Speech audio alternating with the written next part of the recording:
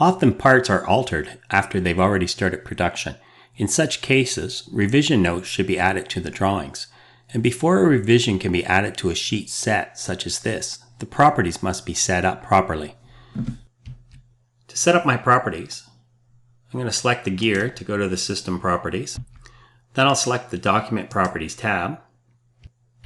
I'll expand the tables and select Revision. In the Multiple Sheet Style section, I'm going to choose the Independent Radio button. This will allow me to place the revision note on any sheet I want. I'll select OK to accept this. And in this case, the PU70 part is going to be altered. The M3 tapped holes are going to be changed to 440s. So to do that, I need to click on my part and open the part. Then working with my PU70 configuration, I'm going to suppress the M3 tapped holes. So I'll expand the folder. I'll select the M3 tapped holes and right click. Then I'll go to the Configure Feature option and tell it in the PU70 to suppress these holes and select OK. So next I want to add 440 tapped holes where they were located. So I'm going to rotate my part. I'm going to select this face. I'm going to go to the hole wizard. I'm going to choose the tapped hole. Select the standard as inch. Bottom tapped hole will be fine. I'll set the size to 440. I'll let these holes go through all. And I'll leave the thread class and thread callout turned on. And for positions, I'll put them on the center of this arc. Rotate around so I can see this one. Again, wake up this arc, drop it on center. My sketch is fully defined. I'll say OK. And now I've added two 440 tapped holes. I'll just turn off the annotations. Look at the part isometrically again, and then save my work. I'm also going to add a comment to this part.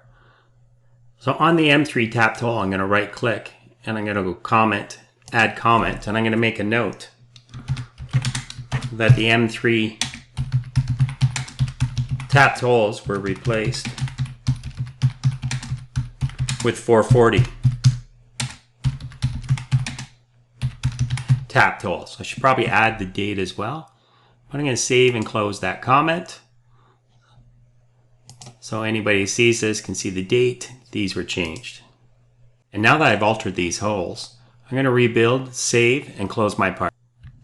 I now wish to add the revision note to my drawing sheet. So I'm going to select the annotation ribbon, and from the drop-down menu below tables, I'm going to select revision table. The default settings will be fine. I'll accept these, and the revision table shows up over here. I'm going to add a revision which will appear below here, so I'll just move all my views down to make room for that.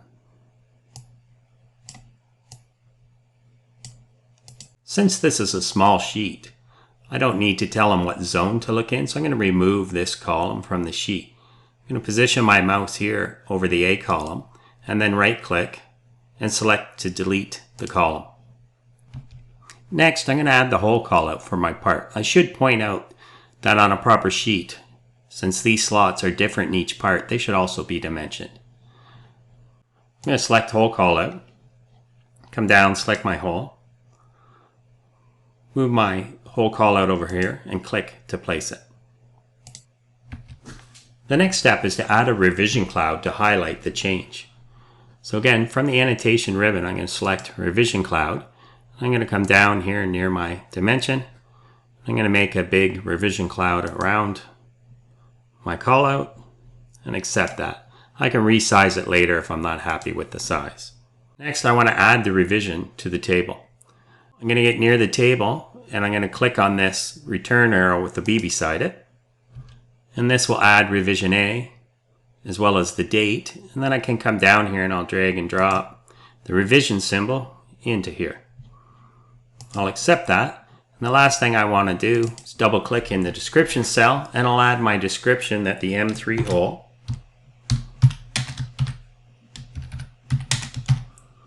was changed